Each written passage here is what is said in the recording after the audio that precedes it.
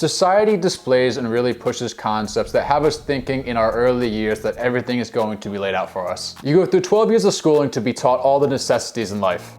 Following that, you'll go through 4 to 6 more years of schooling to really learn the fundamentals of life. Then, after that, you'll have all the knowledge to start working in whatever career field you choose, but you may not have some of the knowledge about some of the things you might need to really be successful in life.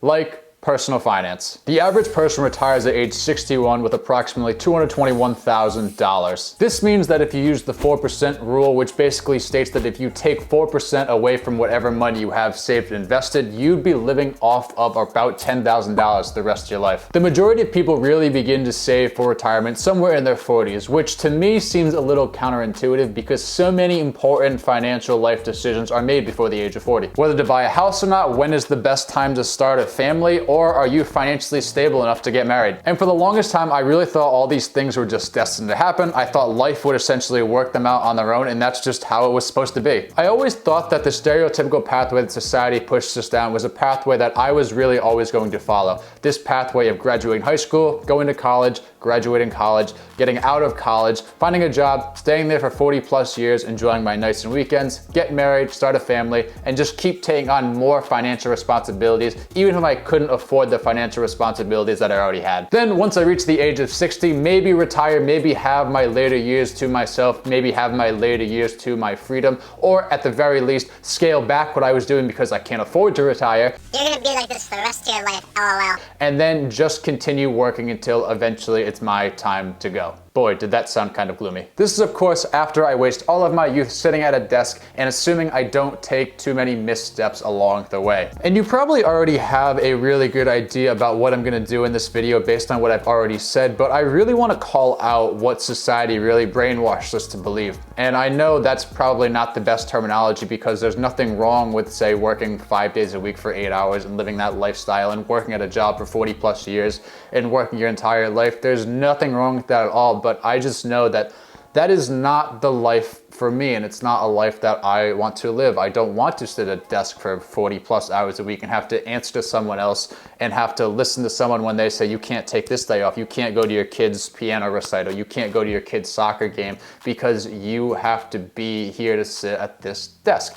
And I really want to shed some light and really show everyone out there, especially maybe if you're in your 20s or early 30s, that this is not a lifestyle that you have to live for the rest of your life. And I know this video is not going to align with everyone's beliefs and everyone's views, and I completely understand that, so I just want to be upfront and apologize if I offend anyone throughout any portion of this video. But I really do think there's going to be a lot of people watching this video that are going to get a really good amount of value out of it. And hopefully after watching this video, you are truly going to be inspired to take your life by the reins, whether that's financially or in some other sort of way, and just really start moving forward and taking control all on your own. The majority of people think that retirement is dictated by an age. I can't retire, I'm only in my 40s, I'm only 50, I can't retire, I still have 10 to 15 more years to go until I can retire. But look at it this way, you see professional athletes retire in their late 20s, early 30s, late 30s, all of the time. Now you might be thinking, well Josh, that's just because they make millions of dollars. And that's exactly the point I'm trying to make. Your age does not dictate at what point you can retire. What dictates what you can retire is how much money you have, your investments, your assets. All of these things decide when it's time for you to retire and leave your job. And in the grand scheme of things, you're on your own when it comes to retirement, investing, saving. That is all up to you, especially here in America. I know some people are not a fan of this capitalistic society we live in. I know some people are a fan of it. It's a blessing and a curse in a lot of different ways. On one end, you have the power to take control of your financial future. Whatever life you want to live, however much money you want to have, however much money you want to save and invest, you have the power to change your life. But on the other end, most people do not take advantage of this opportunity, or they just do not see this opportunity. I'd like to compare this to when a major league pitcher throws a really fat pitch. He throws a really bad pitch, he leaves it out right over the middle of the plate, and instead of that batter swinging at it and putting it into the first row of the stands, he harmlessly lets that ball pass by him and end up in the catcher's glove. And he ends up getting a called third strike rather than rounding the bases with that home run trot. Now what I really want to do here, I really want to put into perspective why we get paid at our jobs and why we get paid what we do. And I said this in a previous video, but I truly believe that money is an exchange for value. For example, if you're working at Dunkin' Donuts, your job, your role at Dunkin' Donuts might be a little bit more expendable than, say, someone else's. Sorry if you're watching this and you work at Dunkin' Donuts, there's absolutely nothing wrong with that. But if you're working at Dunkin' Donuts, you might only make $10 an hour because there's dozens and dozens of 16 and 17 years old, there's dozens and dozens of high school students that are looking to get their first job and that want to make coffee on the weekends and maybe nights after school. So if you can pay someone minimum wage to do a job and do that job just as well as, say, someone who you would pay $20 or $30 an hour, it just makes sense from a business perspective to hire that kid, to hire that high school student to do that job. However, on the other end, let's say that you're a CEO of a successful company. You're gonna be viewed as a lot more pertinent. You're gonna have a much more valuable role than, say, someone who's making coffee 2 to 3 nights a week at Dunkin' Donuts. And there's things that you have to be a CEO that I don't wanna say you can't teach, but that you really have to be willing to learn and adapt to. And it's a mindset that I don't think everyone has. To be a CEO, you have to be innovative, you have to be creative, you have to really be willing to put in the work and have a long-term vision for that company. You need to have a great understanding of the company. There's so many things you have to keep track of. There's so many meetings that you're gonna have to have your hands in. There's so much knowledge that you have to have, and there's so much knowledge you have to give out. There's just a lot of different objectives and aspects that go into being a CEO of a successful company. And the bigger that company is, the more knowledge, the more valuable you are going to be, and the more value that you're gonna have to provide. But the point I'm trying to make here is the CEO of a successful company, say like Tim Cook, the CEO of Apple, he's gonna make a lot more than, say, Johnny will working a couple nights a week at Dunkin' Donuts, because Tim Cook is much more valuable to Apple as a company than Johnny is to Dunkin' as a company. Now let's say that Tim Cook's net worth goes to zero. It's at 1.3 billion right now, but let's say it goes to zero, nada, big, okay? All he has is his job at Apple. He has absolutely no money, he has absolutely no assets, his net worth's completely wiped clean, he has zero to his name, but he still has that job at Apple that's still paying him. And let's say the same thing with Johnny. Let's say whatever assets he had, let's say he had some investments on Robinhood, whatever the case may be, he has $0 in savings, $0 in stocks, $0 in any sort of investments, but he still has his job at Dunkin' Donuts. Now, Johnny and Tim Cook at this point, both of their net worths are $0, but they still both have their jobs. Now, Johnny and Tim Cook are going to have to work 5 more years. They're gonna work 5 more years, and then for the sake of this example, they're going to be forced into retirement. They're not going to be allowed to work a day in their life ever again after 2026. At the end of the 5 years, at the end of 2026, whose net worth do you think is going to be higher? And who do you think is going to be better off in retirement? And I don't think I really need to do too many numbers and break this down too much here, but I think the obvious answer is Tim Cook. And what I really want to ask now, and I already said this early in the video, so you should know the answer to this, but why is Tim Cook making more money than Johnny's making from Dunkin' Donuts? Why is Tim Cook going to be so much better off when he retires in 5 years than Johnny's going to be when he retires in 5 years? And again, like I said earlier in the video, Tim Cook is much more valuable to Apple than Johnny is to Dunkin' Donuts. If Johnny decides to leave Dunkin' Donuts, there's a good chance that his manager is just going to say, Johnny, good luck, I wish you all the best. Maybe his manager hires someone else. Maybe his coworkers just pick up a couple of extra shifts on the weekends or whenever Johnny was working, and that's probably going to be it. But if Tim Cook one day decides to pick everything up and leave Apple, there's going to be a bigger problem with that, and there's probably going to be some internal panicking with inside the organization, because replacing a CEO is not something you can just do overnight or pick a name out of a hat. There's a very extensive process that the company has to go through to make sure that they are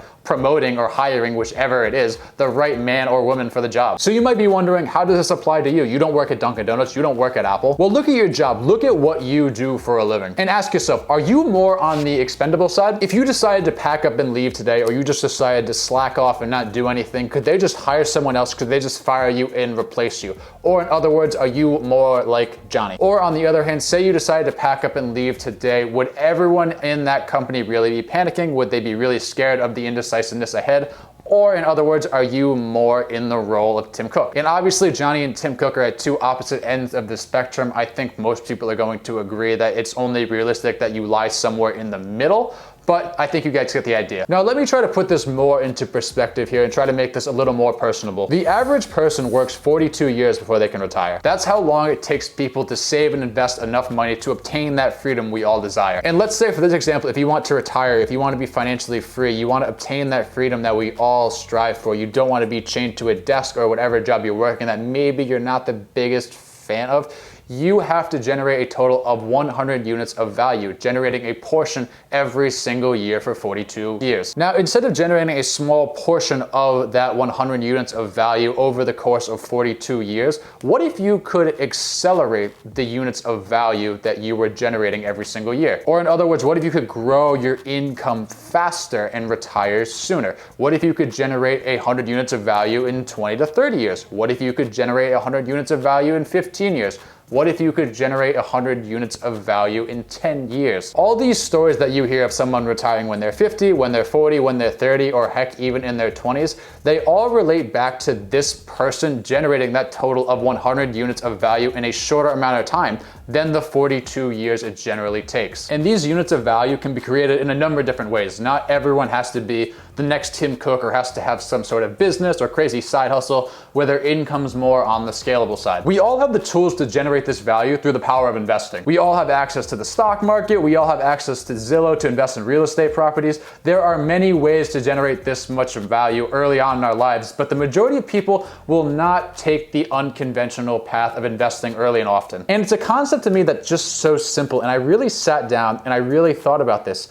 And I thought, why don't people generate more units of value if they have access to it? And this is very easy for me to say as an avid investor and someone that's financially literate, because to me, it just looks like you're essentially trying to nail in a picture frame without a hammer. You're just trying to use your hand or something of that nature, something completely unorthodox. And when I really sat down and thought about this, the main reason that came to mind was because from the time we're born to the time we're in our early 20s, everything is essentially laid out for us and structured and regulated. You need to take this class to graduate. If you're having trouble, go see this person. If you want to go to college, you have to fill out this form and you have to write this essay. Everything is so structured, everything is so regulated. We're always told what to do, that steering off the path and going in our own direction and taking control of our lives and following our dreams and doing what we please can really be intimidating, especially when the majority of people in our inner circle, the majority of people that we come in contact on a day-to-day basis don't take that leap to steer off the path and create something of their own. Anyway, in saying all of this, obviously my plan is to generate more value early on in my life so that I can retire early and essentially be more towards the cruise control side later on in life.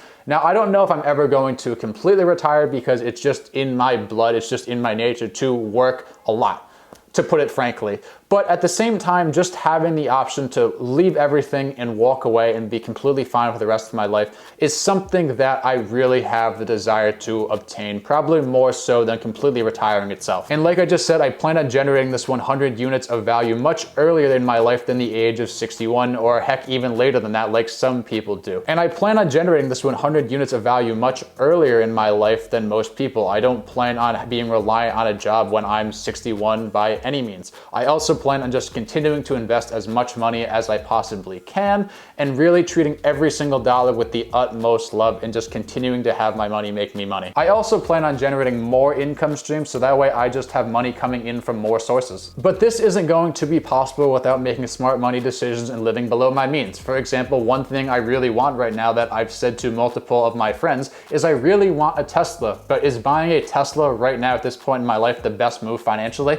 No, it's not, and I know that, so I'm not going to buy a Tesla yet. Will I one day buy a Tesla? Probably. It's probably honestly going to be my next car. But right now, it just does not make sense to go and splurge on a Tesla that's gonna depreciate in value. And I feel like both of these are so important because you can be living below your means, you can be living very frugal, or as some people might look at it as you could be living very cheap. But if you're not finding ways to grow your wealth, if you're not investing your money, then it's gonna be hard for you to obtain that level of financial freedom. And on the other side, if you're a victim of lifestyle inflation and you make this much and your expenses are this much, then you get a raise and your income goes here and your expenses go up here with it, it's also going to be hard to escape this rat race that a lot of us are in. And once I do reach this 100 units of value, I do plan on walking away from my full-time job, and I really want to work at a job that's really going to make me happy. And what do I mean by that? For example, although I'm not very good, I will say that up front, I really enjoy playing golf. So maybe working a couple of days at a golf course in the clubhouse,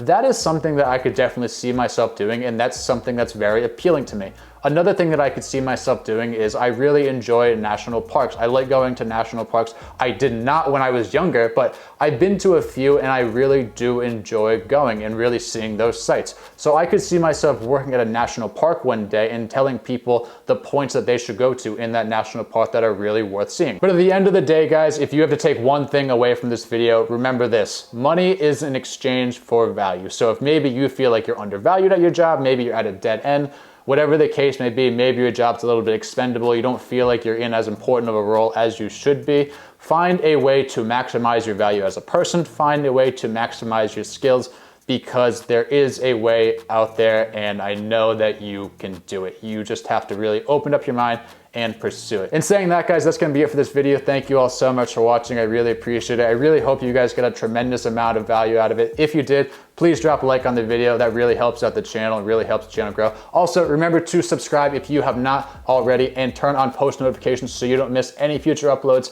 Thanks again for watching, guys, and I'll see you guys in next week's video.